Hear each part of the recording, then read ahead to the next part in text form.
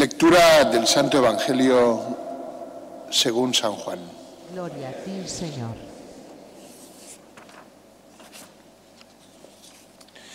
Al día siguiente, al ver Juan a Jesús, que venía hacia él, exclamó: «Este es el Cordero de Dios que quita el pecado del mundo. Este es aquel de quien yo dije: tras de mí viene un hombre que está por delante de mí, porque existía antes que yo. Yo no lo conocía, pero he salido a bautizar con agua para que sea manifestado a Israel». Y Juan dio testimonio diciendo: «He contemplado al Espíritu que bajaba del cielo como una paloma y se posó sobre él. Yo no lo conocía, pero el que me envió a bautizar con agua me dijo: aquel sobre quien veas bajar el Espíritu y posarse sobre él, ese es el que bautiza con Espíritu Santo.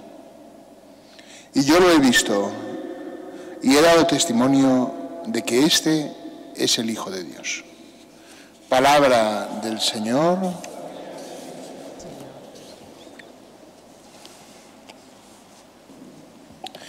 Estamos en estos días posteriores a la Navidad y hemos de aprovechar lo que la Iglesia nos propone durante estos días.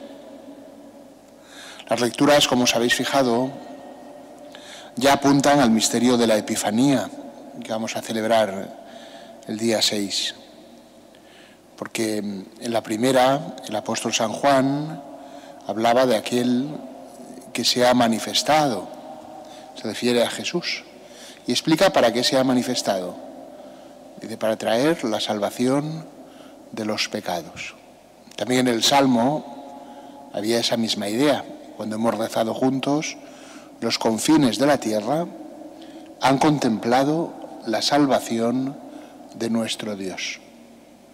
Y en el Evangelio, también cuando Jesús es señalado por Juan, las palabras de Juan indican cuál es el misterio que se oculta en la persona de Jesús. Es el Cordero de Dios que quita el pecado del mundo.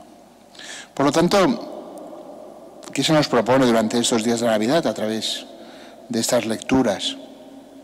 Entrar en el misterio de Dios, el misterio de Cristo encarnado, de Dios que se ha hecho hombre y que viene a liberarnos de los pecados.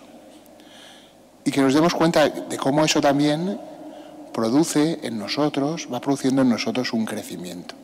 También estaban las lecturas que hemos escuchado.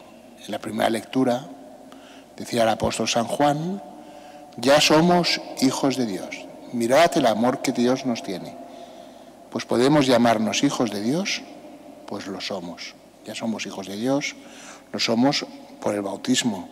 Pero, decía también San Juan, dice: pero cuando eso se manifestará plenamente, llegará a su plenitud, ¿en qué momento? Pues en el momento en que contemplemos a Dios cara a cara. Entonces se manifestará el misterio de Dios y también nos daremos cuenta de que toda nuestra vida tiene sentido en Dios a través de Cristo. Tiene sentido, está escondida en Cristo.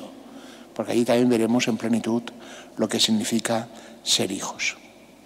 En nuestra vida espiritual, en nuestro crecimiento también como cristianos, pues también vamos avanzando. En el Evangelio encontramos un ejemplo, que es el de San Juan Bautista. Fijaos lo que dice San Juan Bautista, unas palabras que hoy podríamos decir cada uno de nosotros también. Decía: yo no lo conocía. Juan ha señalado a Jesús. Ha dicho: es el Cordero de Dios. Pero dice: yo no lo conocía. Dice: pero aquel que me envió a bautizar con agua me dijo: aquel sobre quien veas bajar el Espíritu Santo y posarse sobre él, ese es el que bautiza con el Espíritu Santo. ¿Veis? Juan nos indica, ¿verdad?, cómo ha podido reconocer a Cristo por un signo, que es el del Espíritu Santo. Eso nos indica también que nosotros no hemos de dar por presupuesto que ya conocemos el misterio de Cristo, ni mucho menos. Es insondable, es Dios. ¿Cómo puede estar contenido el infinito? En la fragilidad de un niño se nos escapa. Ese es el misterio de la encarnación. Es el misterio de la condescendencia de Dios, de cómo Dios se abaja para hacerse cercano a nosotros. Pero es a través de su humanidad. que quiere que nosotros nos elevemos al conocimiento de Dios.